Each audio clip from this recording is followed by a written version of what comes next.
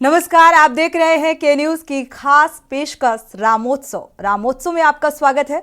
UP में अयोध्या को सजाने की तैयारियां चल रही हैं और नए राम मंदिर में प्राण प्रतिष्ठा समारोह को लेकर दिव्यता और भव्यता देने में कोई कसर नहीं छोड़ी जा रही है। मानो श्री राम की नगरी अयोध्या का प्राचीन वैभव दोबारा लौट रहा है और एक तरफ श्री राम मंदिर प्राण प्रतिष्ठा की तैयारी देखने को मिल रही है तो दूसरी तरफ मंदिर निर्माण की कवायद भी पूरी की जा रही है। अयोध्या में श्री राम एयरपोर्ट से लेकर निर्माण कार्य पूरा करने और गर्भगृह को चमकाने का और तेज काम कर दिया गया है। नवनिर्मित मंदिर में रामलला की प्राण प्रतिष्ठा और 22 जनवरी को होनी है और इस खास मौके के लिए अब कुछ ही समय बचा है। उत्सुकता चरम पर है और पूरा राममय माहौल नजर आ रहा है। आप ये तस्वीरें भी देख पा रहे हैं अयोध्या की, कण कण में राम, हम सब में राम और पूरा राममय माहौल नजर आ रहा है।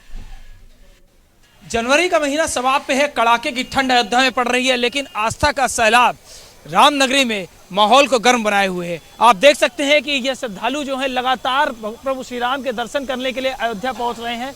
ये कतार जो पीछे श्री राम जन्मभूमि मंदिर के लिए सीधे जाती है, भगवान राम की आस्था के लिए अपने पहुंचे हुए हैं, अपने आराध्य को देखने के लिए, आराध्य के एक दर्शन करने के लिए ये आस्था का सैलाब हुजूम आगे बढ़ रहा है। मेरे पीछे आप देख सकते हैं श्री रामलला जन्मभूमि पे बन रहा नया प्राण प्रतिष्ठा के लिए ये रामलला का नया घर जिसे कह सकते हैं। आप कह सकते हैं कि 500 से ज्यादा वर्षों की तपस्या जो लोगों ने की, श्रद्धालुओं ने की, आस्था जो थी वो अब पूरी होने को है। 22 जनवरी को रामलला की प्राण प्रतिष्ठा होनी है, जिसके लिए मंदिर का भव्य निर्माण कार्य चल रहा है। आप देख सकते हैं पीछे मेरे वो क्रेन लगी हुई है जो मंदिर निर्माण के कार्य को बहुत तेजी के साथ आगे कर रही है और ये मंदिर निर्माण कार्य जो 2025 में जाके पूरा होगा, लेकिन 22 जनवरी को आने वाली वो तारीख जो इतिहास के पन्नों में दर्ज होने वाली है, वो इतिहास के पन्नों में दर्ज होने के बाद आम आदमियों के लिए खोल दी जाएगी, जिसमें श्रद्धालु यहां आकर के अपने रामलला के नए भवन में रामलला के दर्शन करेंगे। आप इस तरफ देख सकते हैं, मेरी दाहिनी तरफ देख सकते हैं, ये स्कैनर हैं जो 10 स्कैनर लगाए गए हैं जो आने वाले श्रद्धालुओं के लिए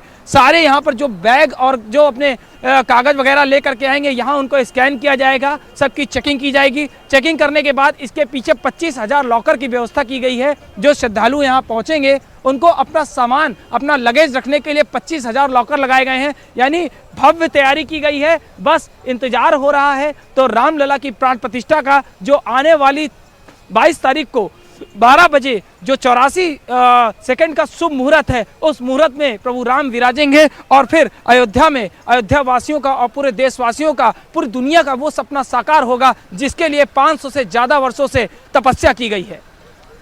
कैमरामैन सुरेंद्र के साथ विनीत शर्मा, के न्यूज इंडिया, अयोध्या। तो 500 वर्षों की ये तपस्या, ये संकल्प अब सार्थक होने जा रहा है, यानी कि हकीकत में बदलने जा रहा है और हर एक शख्स इस हकीकत का भागीदार बनने के लिए तैयार है और उस क्षण का भागीदार बनना चाहता है कि 22 जनवरी यानी कि हमारे मर्यादा पुरुषोत्तम श्री राम अपने सिंहासन में विराजमान होंगे। यानी कि एक बार फिर से याद दिलाता है उस युग की, यानी कि त्रेता युग की, जब उस वक्त श्री राम या वनवास काट कर लौटे या फिर त्रेता युग में जो एक कलयुग में त्रेता युग की अनुभूति होती हुई नजर आ रही है, क्योंकि आज ये संकल्प सार्थक होता हुआ नजर आ रहा है और अयोध्या का हर एक कोना अपने आप में एक राम की कहानी जो है वो बयां करता हुआ नजर आ रहा है। चाहे हम सरयू नदी की बात करें, चाहे हम मंदिर में जिस तरीके से, जितनी तेजी के साथ काम चल रहा है और उनको पूरा करने की एक बड़ी चुनौती है, तो वाकई हर कड़ में अयोध्या के राम विराजमान हो चुके हैं और इसी को लेकर आज हम चर्चा करेंगे इस खास कार्यक्रम रामोत्सव में। हमारे साथ खास मेहमान जुड़ चुके हैं। मानस किंकर जी महाराज विश्व हिंदू परिषद से हैं, आपका बहुत बहुत स्वागत इस चर्चा में शामिल होने के लिए। साथ ही गगन देव महाराज जी धर्माचार्य जुड़ चुके हैं, आपका भी बहुत बहुत स्वागत इस चर्चा में शामिल होने के लिए। साथ ही हमारे सहयोगी अयोध्या की पावन धरती से जुड़े हुए हैं और हमारे संवाददाता आरपी सिंह भी जुड़ चुके हैं अयोध्या से। एक बार रुख अयोध्या का कर लेते हैं, विनीत शर्मा हमारे सहयोगी जुड़े हुए हैं। विनीत, अगर बात करें यहाँ की तैयारियों को लेकर, क्योंकि अब देशवासियों की जो निगाहें हैं वो सिर्फ और सिर्फ अयोध्या और रामनगरी की ओर नजर आ रही हैं। तो तैयारियां क्या कुछ चल रही हैं, क्या कुछ उत्सुकता श्रद्धालुओं में देखने को मिल रही है, क्योंकि उस क्षण का भागीदार बनने के लिए हर कोई आतुर नजर आ रहा है। क्या देख पा रहे हैं?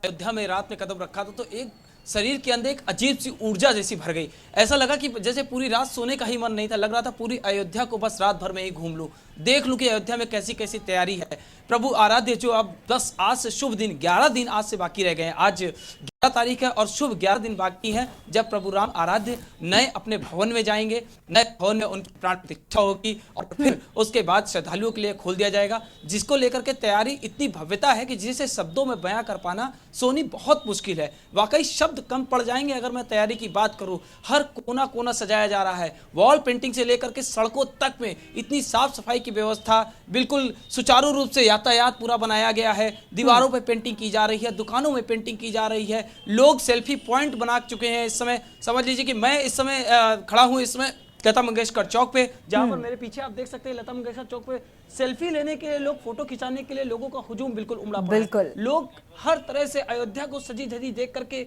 अपने आप को अयोध्या से जोड़ रहे हैं, पूरे भक्ति भाव में विभोर हो रहे हैं। उनका यही मानना है कि किसी तरह बस एक बार हम अयोध्या को पूरी तरीके से देख लें, अच्छे से मन भर के देख लें, अपने दिल में बसा लें कि फिर ये अयोध्या जो इतने 500 साल बाद, वाकई जिसका इतना लंबा इंतजार जिसका लोगों ने किया, सोचा नहीं था कि ये सपना साकार होगा, लेकिन हाँ वो सपना अब साकार होने को है। सुरक्षा के व्यापक इंतजाम किए गए हैं, लोग बिल्कुल सुरक्षित महसूस कर रहे हैं। सेल्फी पॉइंट इसको बना चुके हैं लता मंगेशकर चौक को, और यहाँ पर लोग फोटो खिंचाने के लिए आ रहे हैं, ड्रोन कैमरे से यहाँ शूटिंग लोग कर रहे हैं। यानी हर तरह से जैसे लोगों को अपनी तरीके से अपने आराध्य को लिए श्रद्धा का जैसा भाव है, जिस भी तरीके से वो श्रद्धा दिखा सकते हैं वो श्रद्धा दिखा रहे हैं। बिल्कुल, अयोध्या का जो कोना कोना है देखा जाए वो एक कहानी इस वक्त बयां कर रहा है, और जो भारी तादाद में व्यवस्थाएं भी चुस्त दुरुस्त की गई हैं, जैसा कि सीएम योगी आदित्यनाथ ने भी दौरा किया, उन तैयारियों का निरीक्षण किया, जायजा लिया। हमारे संवाददाता आरपी सिंह भी जुड़े हुए हैं, एक बार रुख आरपी सिंह का भी कर लेते हैं और जानते हैं कि यहाँ पर क्या कुछ उत्सुकता देखने को मिल रही है, क्योंकि अयोध्या वासी जो हैं वो इस वक्त कैसा महसूस कर रहे हैं। जी सोनी जी, बताना चाहे कि दर्शकों को बताना चाहेंगे वो पल का इंतजार रामचरित मानस में लिखा गया है कि राम राज बैठे त्रिलोका, हर्षित भय गए कपतों का। तो ये समय उत्साह का समय है, वो भगवान राम की नगरी है। यहाँ पे पूरी अयोध्या राममय में डूब चुकी है, पूरा ऊर्जा का एक नया स्रोत है, ना किसी को ठंग लग रही है, और अपने में आदमी लीन है।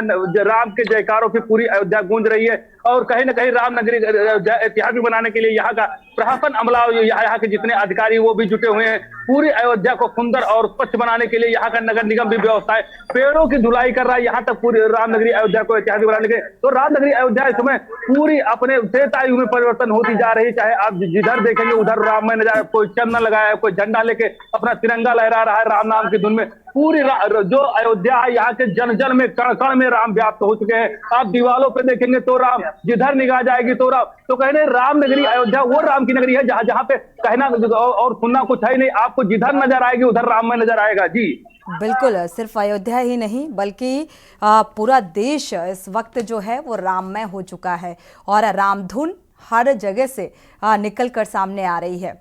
लोग राह चलते भी अब राम राम करना नहीं भूल रहे हैं। चर्चा में वापस लौटते हैं, हमारे खास मेहमान जुड़े हुए हैं। मानस किंकर जी महाराज जुड़ चुके हैं, विश्व हिंदू परिषद से हैं। गगनदेव जी महाराज हैं, धर्माचार्य। रुख मानस किंकर जी का कर लेते हैं, शुरुआत आपसे करेंगे। त्रेता युग में जब भगवान राम मर्यादा पुरुषोत्तम श्री राम सिंहासन में विराजमान हुए होंगे तो ऐसी ही सुखद क्षण की अनुभूति हुई होगी जो आज हो रही है पूरे देश को।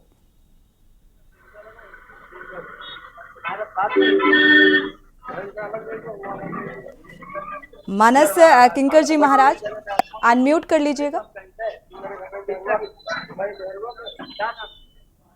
आवाज आ रही? क्या जी, कंटिन्यू।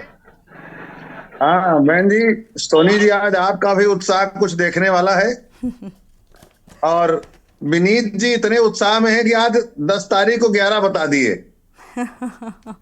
ये भी उत्साह में सब होता है, क्योंकि लक्ष्य 22 है और राम जी जितना ही जल्दी आ जाए, उन्होंने कहा रात भर सोए नहीं आज हम। हम्म तो बड़ी अच्छी बात है कि अब जन जन में, कण कण में, तन तन में हम्म राम ही राम समाये हैं। हम्म और ये जो त्रेता युग की बात कर रहे हैं हम लोग, जी त्रेता युग तो सदा ही रहा है, और राम जी जब जब प्रभावी हो गए हैं त्रेता युग आने लगता है। हम्म सर्वाधिक राज्य कलयुग करने में वाले राजा कलयुग में कंकर जी राम जी महाराज, हैं। कलयुग में इतनी जल्दी आ जाएगा ये किसी ने नहीं सोचा था। सोनी जी, अभी ये आ नहीं रहा, अभी तो आने का संकेत है। जी अभी तो आने का संकेत है। मन प्रसन्न सब खेर, हम्म सबका मन प्रसन्न है। अभी तो राम जी स्थापित होंगे 22 को। इसके बाद राम जी का काम बाकी है। जी तो राम जी के काम को कौन पूरा करेगा? उसके लिए तो हनुमान जी का जागरण करना पड़ेगा अभी, क्योंकि राम जी का जो कार्य है वो बड़ा विचित्र है। राम जी की अर्थव्यवस्था, हम्म जिस अर्थव्यवस्था में नहीं दरिद्र को दुखी न दीना, नहीं को अबुध न लक्षण हीना, सब नर करहि परस्पर प्रीति, इसी का तो अभाव है। चलहि स्वधर्म निरत श्रुति नीति, ये सब होगा। और बड़ा सुंदर दोहा गोस्वामी जी ने दोहावली में लिखा कि राम जी के शासन काल में कर व्यवस्था कैसे थी। आज इसी की आवश्यकता हमारी सरकारों को भी है, हमारे देश को भी है। और हम लोगों की प्रसन्नता तो यही है कि राम राज्य आए तो कर व्यवस्था भी राम राज्य की ही आए, अर्थव्यवस्था राम राज्य की ही आए। इस विषय पर कभी आप रखेंगे डिबेट तो पूरा विषय रखेंगे। छोटा सा केवल एक बात है कि गोस्वामी जी कहते हैं कि बरसत हर्षत सब लखै। जब बरसात होती सब प्रसन्न होते हैं, लेकिन करसत लखै न कोय, वो पानी बादल कहां से ला रहे हैं सो कोई नहीं देख पाता। और इसीलिए कहते हैं कि तुलसी प्रजा सुभाग से भूप भानु सम होए। जिस समय सूर्य के ताप से बादल पाते हैं पानी और बरसाते हैं जनता को प्रसन्न करने के लिए, राजा का ठीक वैसा ही होना चाहिए। ये भी तब होता है जब प्रजा का सौभाग्य हो। बिल्कुल। तो प्रजा का सौभाग्य है कि आदरणीय यशस्वी प्रधानमंत्री आदरणीय मोदी जी जैसा व्यक्ति इस समय सत्ता परसीन है। और यही निवेदन हम साधु संतों का, नगरवासियों का, क्षेत्रवासियों का, देशवासियों का है कि राम जी की स्थापना करने के बाद राम राज्य को भी साकार करने का लक्ष्य लेना चाहिए। बिल्कुल। अगर देखा जाए क्या, क्योंकि अब ये सवाल भी बेहद महत्वपूर्ण हो गया है कि क्या अब राम राज्य स्थापित होगा? जी जी, अब राम जी आएंगे तब ना स्थापित होगा। जब गद्दी खाली थी, मंदिर खाली था, राम जी तो चित्रकूट में वास किए हुए हैं, अभी तो वनवास में थे। 550 वर्ष के बाद कलयुग में आ रहे हैं। त्रेता में तो 14 वर्ष लगे थे। लेकिन यहाँ के बढ़ते हुए अधर्म, विधर्मी, पापाचारी, व्यभिचारी, दुराचारी, इन लोगों ने अब तक राम जी को दूर रखा जनता से, और अभी भी तमाम प्रश्न चिन्ह लगाते हैं। तो ऐसे प्रश्न चिन्ह लगाने वालों के मुंह पर ताला लगेगा।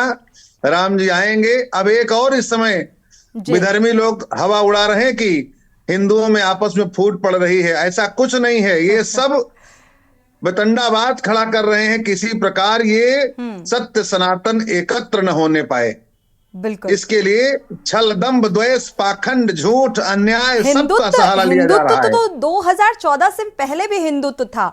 इस पर सनातन और हिंदुत्व में बहुत ज्यादा फोकस अब किया जा रहा है। इसको लेकर भी चर्चा करेंगे। हमारे साथ शुभम गिरी महाराज धर्माचार्य जी भी जुड़ चुके हैं। स्वागत है आपका इस चर्चा में शामिल होने के लिए। साथ ही गगन देव जी महाराज का रुख करेंगे। उससे पहले एक बार अपने सहयोगी विनीत शर्मा का रुख कर लेते हैं। विनीत, अगर देखा जाए, क्योंकि अयोध्या नगरी राममय है और वहां की भव्यता और दिव्यता को आप अच्छे से देख पा रहे होंगे, परख पा रहे होंगे, क्योंकि जमीनी हकीकत क्या कुछ नजर आ रही है। तैयारियों को लेकर जिक्र करें, लगातार आप प्रतिक्रियाएं लोगों से ले रहे हैं।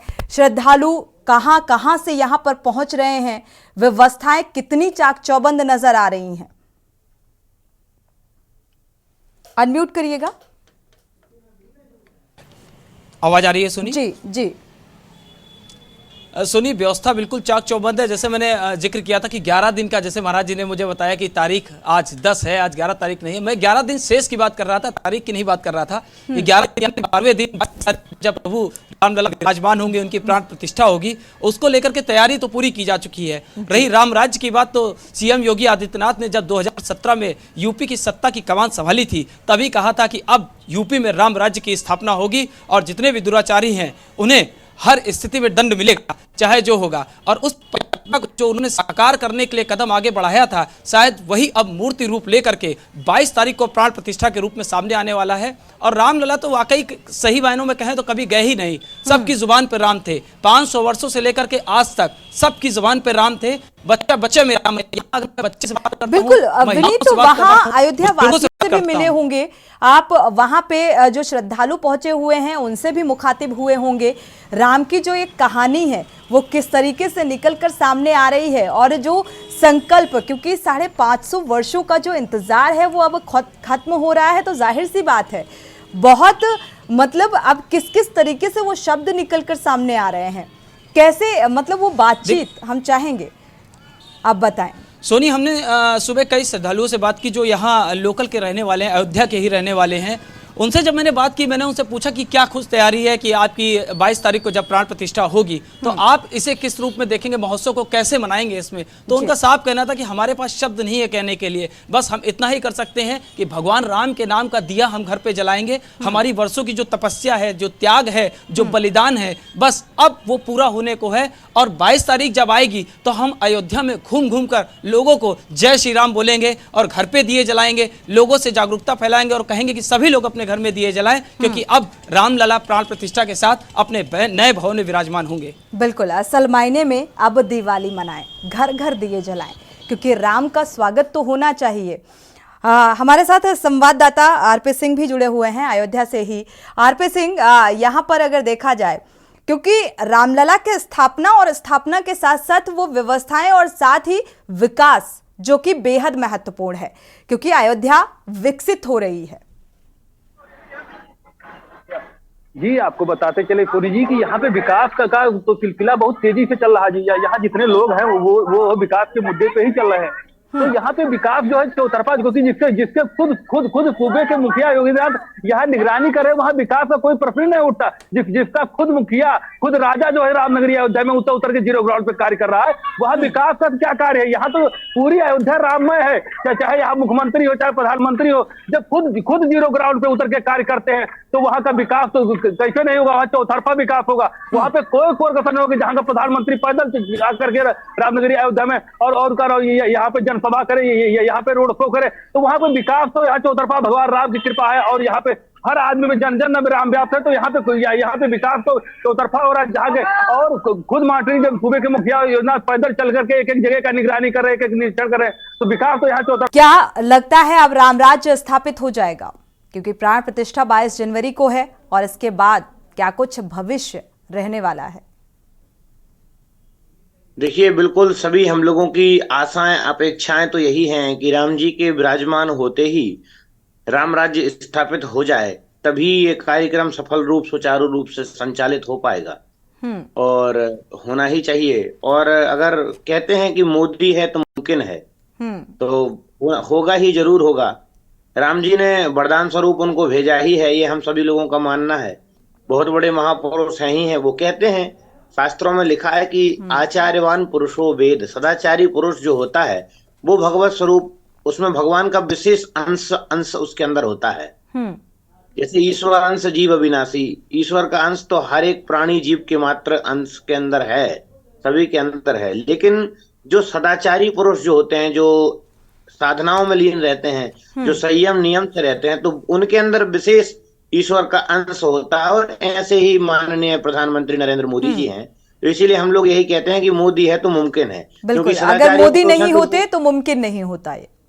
बिल्कुल, इसमें तो कोई दो राय नहीं है। अभी तक कितनी सरकारें चली गई, आई, यूपीए में देख लीजिए, चाहे भारत में देख लीजिए, चाहे जो भी प्रधानमंत्री बने, लेकिन आज तक क्या मुद्दा ही नहीं छटता था। वो तो हमारे मुद्दे में ही नहीं है राम मंदिर, ये एजेंडा करके बस खत्म कर देते थे कहानी। मुद्दा मुद्दा हालांकि हर राजनीतिक दल के लिए रहा, और शुरुआत कहाँ से हुई ये भी किंकर जी महाराज बहुत अच्छे से जानते हैं। अयोध्या की भूमि किस तरीके से रक्त रंजित हुई ये भी सभी जानते हैं, और आज ये सपना साकार हो रहा है तो आम जनमानस के साथ साथ हमारे साधु संत धर्माचार्य भी ये क्रेडिट मोदी को देते हुए नजर आ रहे हैं। शुभम गिरी जी महाराज भी जुड़े हुए हैं, एक बार रुक कर लेते हैं और जानते हैं कि क्या अब राम राज्य स्थापित हो जाएगा जो अभी तक नहीं रहा, ये कह सकते हैं। राम राज्य स्थापित होने की बात यह है कि पहले हमें अपने मन से जो कपट है उसको हटाना पड़ता।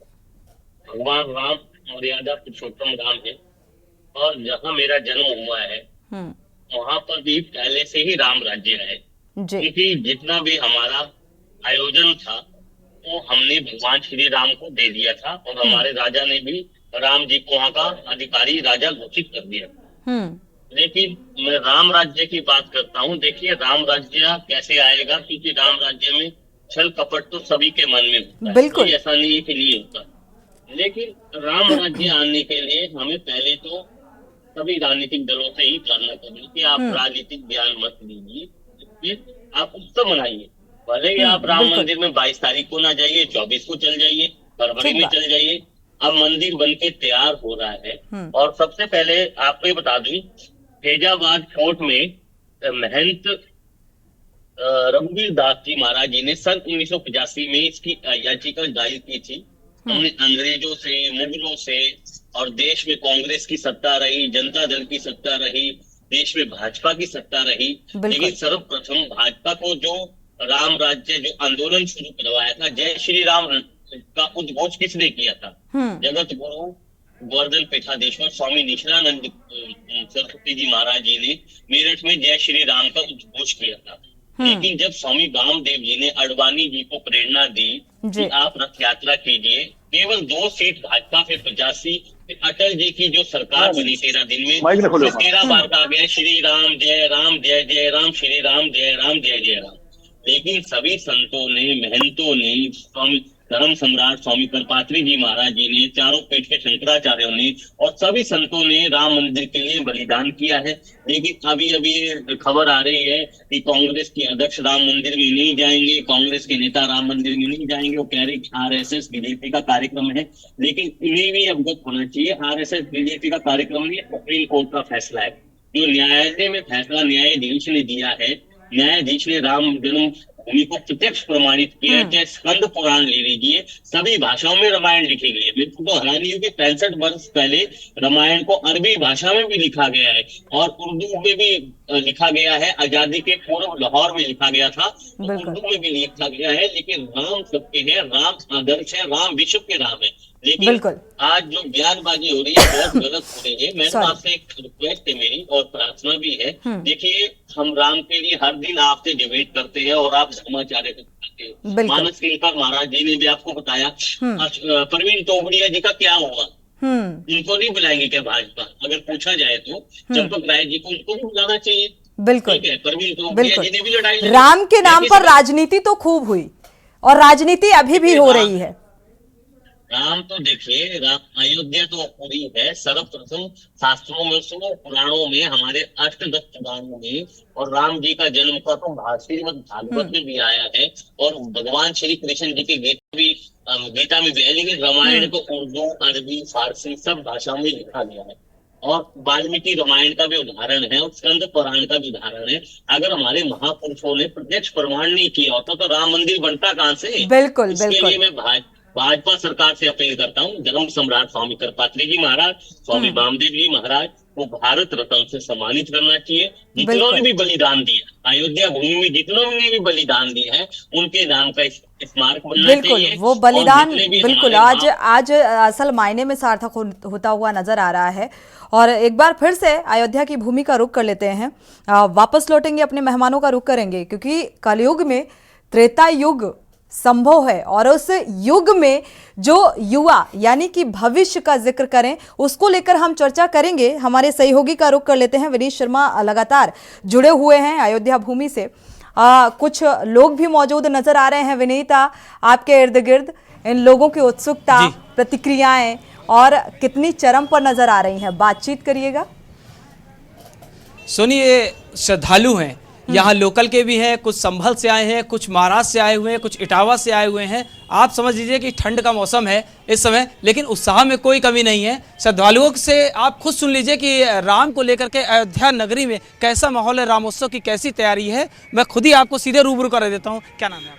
मेरा नाम है शालिनी। आप कहाँ से शालिनी जी? हम यही लोकल निवासी हैं हम लोग। रामोत्सव को लेकर के कैसी क्या तैयारी है? बहुत ही उल्लास है। बचपने से हम लोग ने, जब से राम जन्मभूमि का शिलान्यास हुआ था तब से लेकर आज तक हम लोग न्यूज़ सुनते आ रहे हैं, लेकिन अब आँख से देखेंगे और मेरा बेटा भी देखेगा साथ में राम मंदिर बनते हुए। तो 22 तारीख को जब प्राण प्रतिष्ठा है तो घर पे कैसी तैयारी है, कैसे आप उसको उत्सव की तरह कैसे नहीं, मनाएंगे? दीप जला के, जैसे दिवाली में मनाते हैं हम लोग, दीप जलाएंगे, रंगोली बनाएंगे। कुछ और भी श्रद्धालु हैं, उनसे ही बात कर लेते हैं। आप कहाँ से हैं? मैं डिस्ट्रिक्ट संभल से हूँ, डॉक्टर राजीव कुमार, और हम लोग आज ही आए हैं अयोध्या और हमें बहुत अच्छा लग रहा है। 500 वर्षों की तपस्या के बाद में आज हम लोगों को ये दिन देखने को मिल रहा है। अयोध्या पूरी राममय हो गई है और बहुत सुंदर नज़ारा है। यहाँ का पब्लिक यहाँ बहुत लगी हुई है। और साथ में मैं एक बात ये भी बताना चाहूँगा कि हम लोग अपने प्रधानमंत्री पे गर्व करते हैं कि उन्होंने ये आज का दिन हम लोगों को दिखाया है। आप कहाँ से हैं? मैं बस्ती जिला से हूँ। तो कब आए थे आप यहाँ पर, अयोध्या कब आए हैं और कितने दिन अभी रहेंगे? मैं तो अभी 2-3 दिन यहाँ रुकूंगा। अब 22 तारीख को तो आम आदमी को रुकने की परमिशन नहीं है यहाँ पर, फिर क्या करेंगे? नहीं, फिर भी यहाँ नजदीकी में रहेंगे। यानी जब तक प्राण प्रतिष्ठा नहीं हो जाएगी यहीं पे रहेंगे? तब तक यहीं पे रहेंगे, और प्राण प्रतिष्ठा के बाद फिर घर जाएंगे। अच्छा, आप कहाँ से हैं? आप महाराष्ट्र से आए हुए हैं? डिस्ट्रिक्ट नांदेड़। नांदेड़ से? हाँ, नांदेड़ से। तो अभी कैसे, क्या यहाँ कैसे रुके हुए हैं? क्या होटल वगैरह मिल रहे हैं क्या? होटल अभी तक नहीं मिले, अभी 1 घंटा हुआ आई बाद, अभी देख रहे मिला वाला है। हमारा आदमी 5-6 आदमी आया है, अभी मिले वाला है। तो राम उत्सव की तैयारी कैसे मना रहे हैं? एकदम बढ़िया सर। गांव में भी हमारे उधर बहुत खुश है। तुम गए बोल के बहुत दिन के बाद आए थे। हमारे खेड़ा का गाँव हम रहते, बहुत कुछ बना रहे और एकदम घर में भी बोले कि तुम अच्छा हुआ गया बोल के। हम कुछ और भी श्रद्धालु हैं, सोनी मैं बात कराता हूँ। आप भैया कहाँ से हैं? हाँ, मैं बस्ती से हूँ। मेरा नाम इंद्रमणि त्रिपाठी है। बचपन से ही हम लोगों की अभिलाषा थी कि राम मंदिर हम लोगों को देखते देखते बने। हम लोग टीवी में इंद्रप्रस्थ देखते थे, लेकिन हमारे आदरणीय मोदी जी और योगी जी ने हम लोगों को लाइव इंद्रप्रस्थ दिखाया है, इंद्र का सिंहासन दिखाया है। और हम लोग बचपन से ही, हमारे पिताजी श्री नरेंद्र त्रिपाठी चंचल जी 1989 में राम जन्मभूमि आंदोलन में फतेहगढ़ सेंट्रल जेल में भी बंद थे। इसलिए बचपन से अभिलाषा थी कि हम लोग राम मंदिर को बनता हुआ देखें, और आदरणीय नरेंद्र मोदी जी ने यह संकल्प पूरा किया। हम लोग भव्य श्री राम मंदिर उद्घाटन और प्राण प्रतिष्ठा के लिए लाइव और खुद आके यहाँ पर देखेंगे। और अपने घर पर भी जैसे दीपावली मनाते हैं, हर त्यौहार मनाते हैं, वैसा ही यह त्यौहार मनाएंगे। और मोदी जी से और भारतीय सरकार से एक और निवेदन है कि उस दिन राष्ट्रीय अवकाश भी घोषित किया जाए, जिस तरह से दीपावली, होली, अंबेडकर जयंती, गांधी जयंती ये सब होता है। इन्हीं शब्दों के साथ जय जय श्री राम। तो सोनी, सबकी अपनी कहानी है। कार सेवा में कोई पीछे नहीं है। राम के काज में कोई भी विश्राम नहीं लेना चाहता है, क्योंकि कहते हैं ना कि राम काज कीनो बिना मोहि कहाँ विश्राम। बिल्कुल, और ऐसा ही कुछ नज़र आ रहा है। जैसा कि आपने श्रद्धालुओं से बातचीत की, उत्साह भी चरम पर है और वाकई वो अपने आप को इस एक एक पल में अपने आप को रखना चाहते हैं।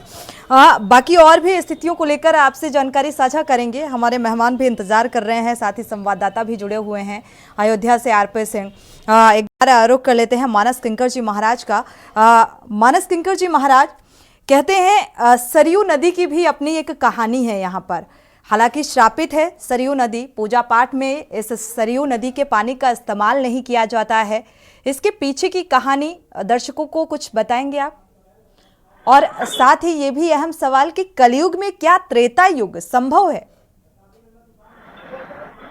सोनी जी, जो सरयू की कथा है जी, तो ये सरयू का नाम सरऊ है। सरऊ जी, सरऊ अर्थात सर नाम सरोवर, ऊ नाम ऊपर।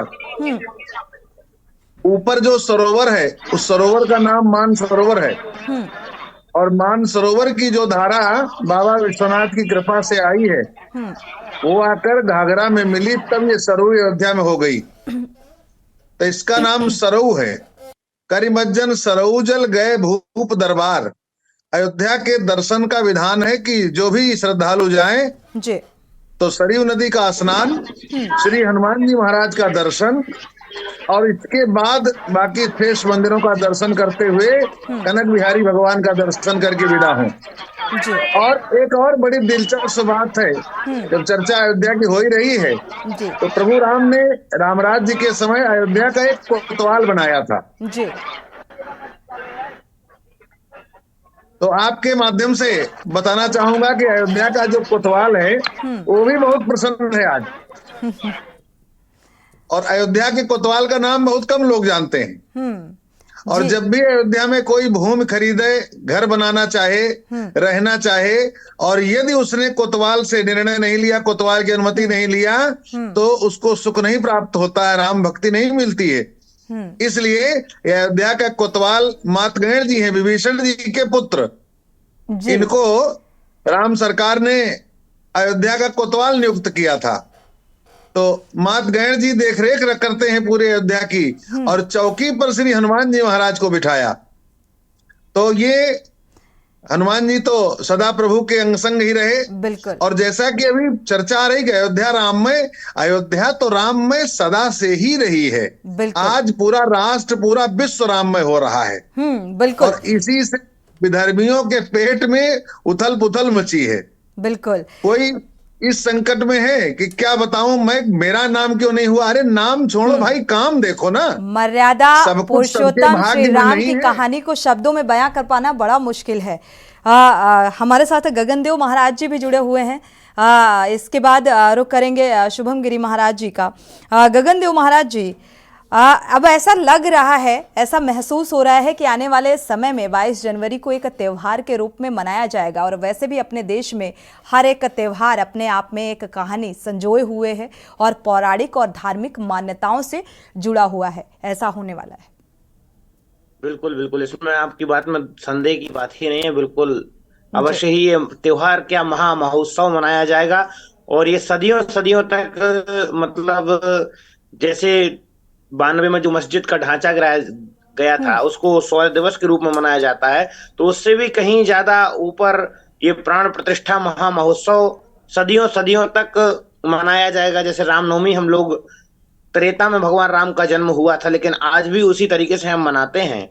बिल्कुल। नवमी तिथि मधुमास मुनीता, तो उसी प्रकार से ये दिवस हमेशा के लिए सदियों सदियों तक मनाया जाएगा। और पूरा विश्व, जैसे कि हमारे मानस किंकर जी महाराज ने कहा, का पूरा विश्व राममय हो रहा है। पूरा विश्व, पूरी सृष्टि दृष्टि और अतल वितल सुतल तलातल रसातल पाताल भू भुवा महाजनालोक सत्यलोक, 14 7 ऊपर 7 नीचे, और जो भगवान का मध्य कटी भाग है भूमंडल, संपूर्ण भूमंडल पूरा राममय हो चुका है। बिल्कुल। चलिए शुभम गिरी महाराज जी का रुख कर लेते हैं। काफ़ी मुझे लगता है वो काफ़ी देर से इंतज़ार कर रहे हैं। और फिर इसके बाद हमारे सहयोगी विनेश शर्मा का रुख करेंगे, क्योंकि और कुछ श्रद्धालुओं के साथ जुड़े हुए हैं। शुभम गिरी जी महाराज, राम और राम के मायने या राम की गाथा या राम के संस्कार, इन सभी पर अगर नज़र डालें तो आज की जो युवा पीढ़ी है वो अपने तरीके से राम नाम के संदेश को या उसके पीछे छिपी हुई कहानी को ले रही है। जैसे कि आक्रोश में भी आज का युवा बोलता है जय जय श्री राम, यानी कि आवेश में आके, और एक होता है राम राम जी। तो अलग अलग तरीके से ये चीजें ली जा रही हैं, क्योंकि मर्यादा पुरुषोत्तम श्री राम तो बहुत सरल स्वभाव के थे। अनम्यूट कर लीजिएगा। देखिए सोनी जी, आ रही आवाज आ रही? जी सुन पा रहे हैं। देखिए सोनी जी, हरियाणा में जब जन्म होता था तो उसका राम फल या राम निवास रखा जाता था। वहां पर राम राम कहते हैं, राजस्थान में राम राम साए कहते हैं, कोई राम राम कहता है, कोई जय श्री राम कहता है। एक व्यक्ति के अपने अपने भाव है। लेकिन मर्यादा पुरुषोत्तम राम हमारे राम है। हम चाहते हैं कि राम का जो राम का चित्र है, राम के जो चित्र है, सौभाग्य में भी मैंने कई जगह देखा है। तो मैंने वहां पर कहा, कई तो अधिकारियों को भी कहा वहां पे, जिससे जनपद में गया, वहां पर ना लगे राम हमारे मर्यादा पुरुषोत्तम आदर्श के राम है। देखिए मानस किंकर महाराज जी, गगन शरण महाराज जी, इन्होंने आपको कह दिया, क्योंकि 2019 को याद रखा जाएगा। 2010 में भी तो फैसला हुआ था कि इलाहाबाद हाईकोर्ट को छोड़ दिया था, लेकिन मैं पुराने विषय में नहीं आता। जो संघर्ष हमारे महापुरुषों ने किया, उस संघर्ष का सम्मान होना चाहिए। चाहे मंदिर बनाने का श्रेय भाजपा को मिले, चाहे कांग्रेस को मिले, पीवी नरसिम्हा राव जी का भी योगदान समय रहा है, ऐसा नहीं है। राजीव गांधी जी का भी रहा। राम के ताले तो राजीव गांधी जी ने भी खुलवाए थे, लेकिन राम राज्य और भगवान श्री राम में राजनीति नहीं होनी चाहिए। राम तो मेरे भी राम है। अब देखिए दुर्भाग्य की बात है, जितने भी कहते हैं राम के बारे में अपशब्द बोलते हैं, सारे हिंदू हैं। बिल्कुल। चलिए अब एक बात बताइए कि मैं उनसे कहना चाहता हूँ कि आप इंडोनेशिया से सीख ले लीजिए ना। इंडोनेशिया में तो रामलीला होती है, मैंने खुद देखा इंडोनेशिया का आयोजन रामलीला का। देखो वहां से चित्र आए इंडोनेशिया से, हो सके तो मैं आपको भी व्हाट्सएप करूंगा। लेकिन और आपको ये बता दो, इंडोनेशिया के साथ फारूक अब्दुल्ला जी से सीख ले लीजिए। कश्मीर के बारे में क्या कह रहे हैं, उन्होंने कहा कि राम विश्व के राम है, अगर राम मंदिर बनेगा तो मैं अपनी ओर से एक सोने की ईंट दूंगा। उनका भाव है वो कुछ भी दीजिए, हम ये नहीं कहते। लेकिन राम के साथ हम राम के नाम पर, जैसे गाय माता है, गाय माता जगह जगह भटक रही है, गंगा जी अभी तक साफ नहीं हुई है। मैं हरिद्वार में रहता हूँ, मैं अगर आपके संवाददाता वहां हो तो लाइव आपको गंगा जी में 3 नाले गिरते हुए दिखा दूंगा। गंगा जी कैसे साफ हो, सरयू नदी कैसे साफ हो, और अयोध्या में स्वच्छता की व्यवस्था कैसे रहे। हर की पैड़ी के बाहर ही कूड़ा पड़ा रहता था, हमने उसका विरोध किया तो वहां की नगर निगम प्रशासन उसमें आया, हरकत में आया। तो हम ये चाहते हैं कि राम जी के नाम पर किसी भी सियासी दल को ध्रुवीकरण नहीं करना चाहिए, क्योंकि मानस किंकर महाराज जी के जितने आपके संवाददाता है, अयोध्या में दिव्यता हो, भव्यता हो, लेकिन अयोध्या में एक बात है, अयोध्या चमक रही है, कोई बात नहीं, अयोध्या में एयरपोर्ट बने और राम के नाम पर, माता जानकी के नाम पर, लक्ष्मण जी के नाम पर एक तो भव्य हॉस्पिटल का निर्माण होना चाहिए, पशुओं का हॉस्पिटल का निर्माण होना चाहिए, और वहां पर विश्वविद्यालय हो, निःशुल्क शिक्षा मिले, जो भी गरीब विद्यार्थी है वो पढ़े, संस्कृत का प्रचार हो। राम की रामायण तो 11 भाषाओं में लिखी गई है, और राम के बारे में तो सबने कहा है कि विश्व के राम है, कि राम किसी के नहीं है। अयोध्या तो सदा ही राममयी रही। भगवान राम ने टेंट में भी इंतजार किया, भगवान राम ने अंग्रेजों के समय भी इंतजार किया, भगवान राम ने मुगलों के समय भी इंतजार किया, और भगवान राम ने सभी सत्ता के समय इंतजार किया, क्योंकि चंद्रशेखर जी भी प्रधानमंत्री रहे, उस समय भी कुछ हल निकला था सुनने में आया। और यहाँ पर जो कार सेवकों में गोली भी चलाई गई, उस समय केंद्र में भाजपा लेकिन अब कहानी कुछ ऐसी बन गई है कि किसने पेड़ लगाया, किसने सींचा, किसने उसे बड़ा किया, और जब वो फल दे रहा है तो अब क्रेडिट किसे जा रहा है। ये इसी तरीके से है जी। देखो क्रेडिट तो इसलिए है कि भाजपा लोग भावना को समझती कि मैं भाजपा का सदस्य हूँ, इसका सदस्य हूँ, मैं राजनीति के तौर पर नहीं बैठता हूँ, बिल्कुल विशेष के विशेष में बैठता है। अयोध्या में क्या मस्जिद को जमीन नहीं दी गई है? बिल्कुल, मस्जिद को भी 25 किलोमीटर ठीक बात जमीन दी गई है। ठीक है, एक बार अयोध्या का रुख करना चाहेंगे धर्माचार्य जी। आपका बहुत बहुत शुक्रिया हमारे साथ जुड़ने के लिए। शुभम गिरी जी और मानस किंकर जी महाराज, आपका भी बहुत बहुत शुक्रिया हमारे साथ जुड़ने के लिए और इस चर्चा में शामिल होने के लिए। गगन देव जी महाराज, आपका भी बहुत बहुत शुक्रिया इस चर्चा में शामिल होने के लिए। एक बार अयोध्या का रुख करते हैं। अयोध्या नगरी से हमारे संवाददाता आरपी सिंह जुड़े हुए हैं। आरपी सिंह, अयोध्या में अगर व्यवस्थाओं का जिक्र करें, जो श्रद्धालु पहुंच रहे हैं अयोध्या में इस वक्त, तो क्या कुछ व्यवस्थाएं की गई हैं श्रद्धालुओं के पहुंचने को लेकर?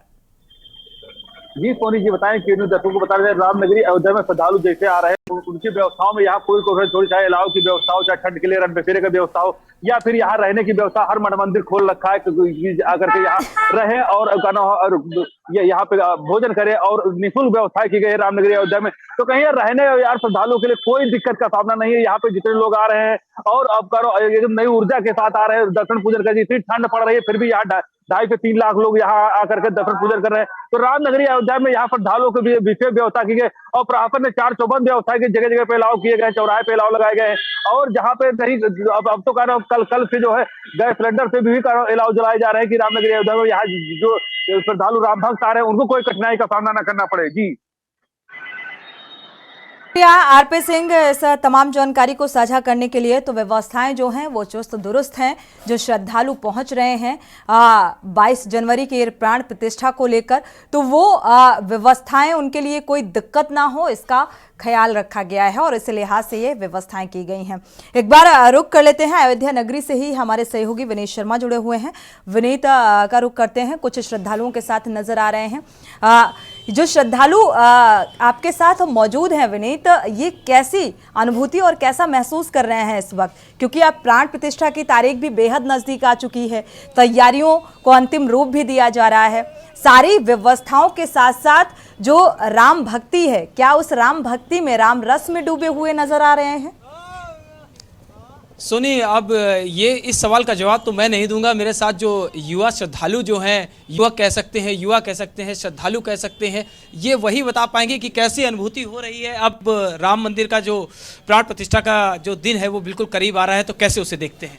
हम सभी हिंदुस्तानियों को बहुत ही खुशी हो रही है और मैं आपके चैनल के माध्यम से बताना चाहूँगा कि दोस्तों इस राम मंदिर निर्माण का सबसे पहला श्रेय मैं देना चाहूँगा यशस्वी प्रधानमंत्री नरेंद्र मोदी जी, क्योंकि वो एक सन्यासी है और सन्यासी राजा कोई नहीं हो सकता, प्रधानमंत्री कोई नहीं हो सकता, क्योंकि जो सन्यासी होता है उसके लिए उसका देश ही उसका परिवार होता है, उसका घर होता है, उसकी फैमिली होती है।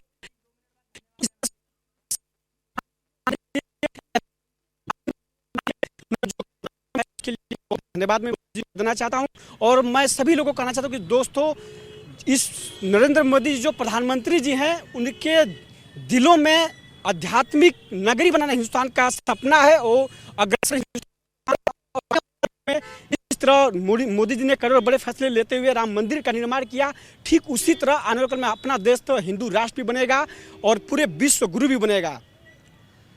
तो सुनी, अभी मैं और भी श्रद्धालु हैं, जरा मैं उनसे बात कराता हूँ कि अभी क्या है, राममय माहौल पूरा हो चुका है। अयोध्या में जो 22 जनवरी को प्राण प्रतिष्ठा होनी है उसके लिए क्या तैयारी है आपकी? बिल्कुल पूरी तैयारी है, हम सभी की, मेरी ही नहीं केवल पूरे हिंदुस्तान की तैयारी है, क्योंकि राम हमारे आध्यात्मिक चेतना के सबसे बड़े स्रोत हैं और राम जी अयोध्या में विराजमान हो रहे हैं। कभी मैंने 4 पंक्तियाँ कही भी थी कि भंवर में डूबती कश्ती किनारा राम देते हैं, भंवर में डूबती कश्ती किनारा राम देते हैं, मैं जब भी लड़खड़ाता हूँ सहारा राम देते हैं। तो राम जी हमारी आध्यात्मिक चेतना के सबसे बड़े स्रोत हैं और हमारे ही नहीं पूरे हिंदुस्तान, पूरे विश्व के सबसे बड़े जो हमारी भक्ति ऊर्जा है उसका स्रोत है। तो राम जी विराजमान हो रहे हैं और हम जो नई पीढ़ी है इनके लिए इससे बड़ी कोई खुशी की बात नहीं कि हमारी आंखों के सामने श्री राम जी अपने भवन में विराजमान हो रहे हैं।